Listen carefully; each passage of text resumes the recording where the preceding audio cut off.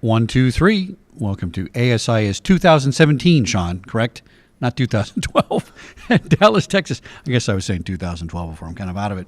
Plus 5. SecurityGuideTV.com with my friend, Mr. Jack DeMao. Jack, welcome back to Security Guide TV. Well, thank you, Chuck. It's a pleasure. I forgot to tell you the microphone break. Hold it right about like this. All right, there you go. Okay, good. Right, so last time we talked, I was fascinated by electric fences. Yes. I went down to a facility in industry or something like that. Indeed. I looked at the fence. I was going to touch it live on TV, but I kind of chickened out on the line. Was that a good idea? Yes, it's a good idea to chicken out. However, I brought one with me. So if you come down to my booth 405, we can light you up. Oh, we're going to do that. I think that's a good idea. Now, for people that don't know, electric fences are, let's talk about California, not only legal, yes, but there's a law that says absolutely. You have to allow them. It's a positive law. Yes. Yeah. Fabulous. Tell us about that. There's a state law in California which sets the permitting process.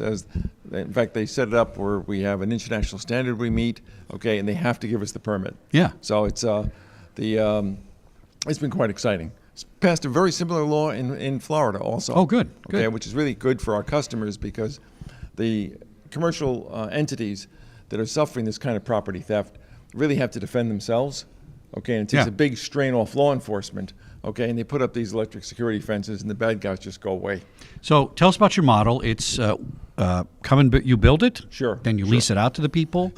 And tell us about how the crime. Give us the whole rundown. Sure. Okay. Well, it's a very simple business model. We don't charge for construction. We take that on ourselves, and then we provide unlimited service. Even if the customer breaks it, hits it with their own truck. Yep. Unlimited service. It's a 3-year contract. They pay for a monthly fee. It includes everything. Okay. So one fee, and they get all the services. The way it works, they get 3 layers of security. A physical deterrent because it's 10 feet tall, 20 strands of wires. It's very intimidating. Intimidating, absolutely. Yeah. And you got these big honking yellow signs that say warning 7,000 volts. Yeah. Okay, so people just look at that and go away. If they're crazy and cut the perimeter fence and come in, we hit them with a 7,000 volt shock. Right.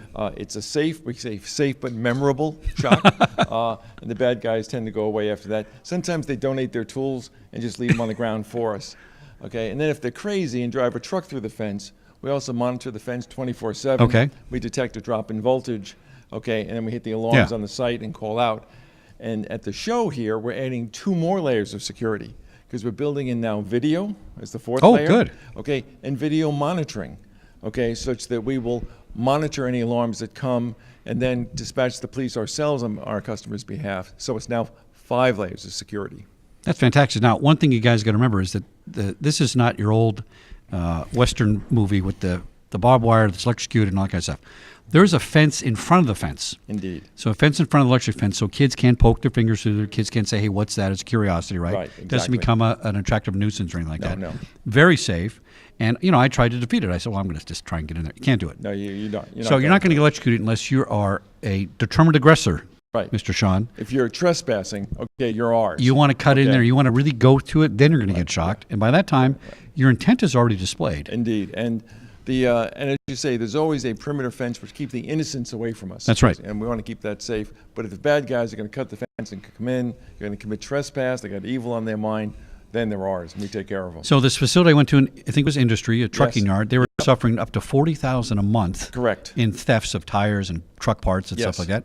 Went down to zero. Zero. This is 98% of our customers will report that crime will go to zero after the installation of our product. That's the other unbelievable. 2% say it's reduced dramatically. Now, do they tend to get rid of their guard force when this happens, or is it a supplemental to the guard force, or what? It will depend on the customer. In many cases, they will eliminate the guard force.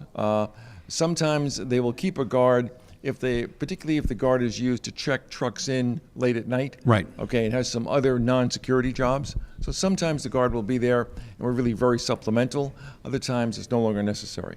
Now, but the big thing is they get peace of mind. Right, it's peace of mind. And Yes. Video analytics is moving this direction, right? Where Yes. all these cameras come in and they eliminate the guard force. Right, yes. Because the camera is in 25 places instead of 1. Exactly.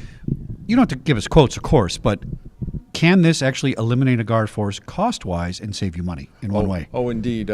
Because one of the things we do with our electric pulse, we check the entire fence line in 1.3 seconds. Right.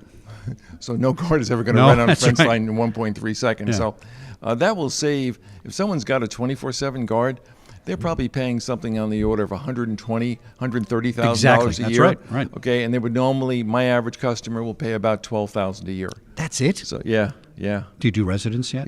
We do not do residents. Oh, We come only- on now. How about Arizona? Well, for you, I might. Okay. I got 2.5 acres. Yeah, for cowboy you- land, for maybe. you- for you, All I might, We got okay. to make a note of that. That's Okay. awesome. For you, I might, but we normally only do commercial. Okay, but now in some places it's not allowed legally, right? Electrical. There are, let's say, 80% of the 75% of municipalities have a very simple permitting process. 25% can have a more difficult one. Even for residential. I mean, you don't do it as you don't do it as a business model. I but, would never do it as residential. Yeah. It's. But is it prohibited in most places? It violates the security standard we operate under. Okay. Because we have a security standard for basically for commercial. Yeah. Yeah. That's a fantastic model. Cost savings.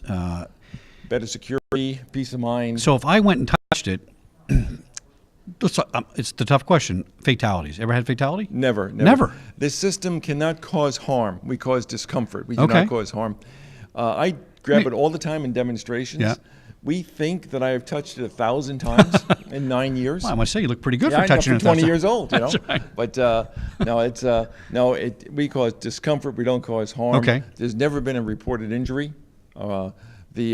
But having touched it once, you do not want to touch it the second time. That's right. You know, you just do not. Now, is it plugged in? It's not plugged into like the wall and the grid. It operates on batteries and backup. So Yes, it's not. and- It's not. If somebody wires it wrong, you're not going to accidentally get electrocuted. Well, in fact, we take care of the system ourselves. Right. Okay, we put it ourselves, and we are solar powered.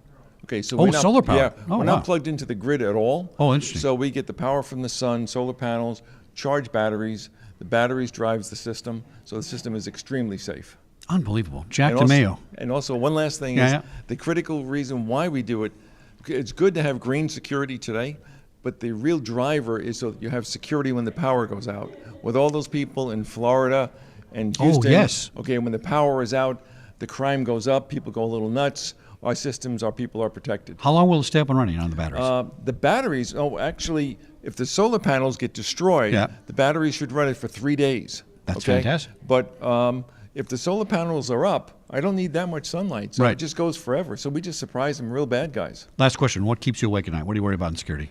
What's coming up that you're concerned about? The biggest thing for me is to build the infrastructures to support our growth. We grow really quickly. So we grow at 15% a year. Now we're looking to grow at 20% a Wow, year. that's fantastic. We've been doing it for a long time. So for us, what we have to do is continue to build more technicians, more installation crews. Right. It takes a lot of infrastructure to keep the system Are going. you finding a shortage of qualified people to work on the technical side? I'm afraid so. I Just think- like the IT people. Yeah. Oh yeah, I'd say almost every business partner I talk to is having trouble on recruiting. Okay, the market is getting tighter, so we work harder at growing our own, bringing our own people up, and more aggressive in our recruiting campaigns because it is hard to find the right talent. Come see Jack DeMao. What booth? 405. 405. That's starting tomorrow, Tuesday, Right. Wednesday, Thursday. Yep. Thanks for coming on Security Thanks a Guy lot. TV at ASIS 2017. Live. We'll be back in a few minutes with our next interview. Thanks for tuning Thanks a in. lot. Thanks, Jack. It was great. Thank you. Good to It was see great. you again. You're a fan.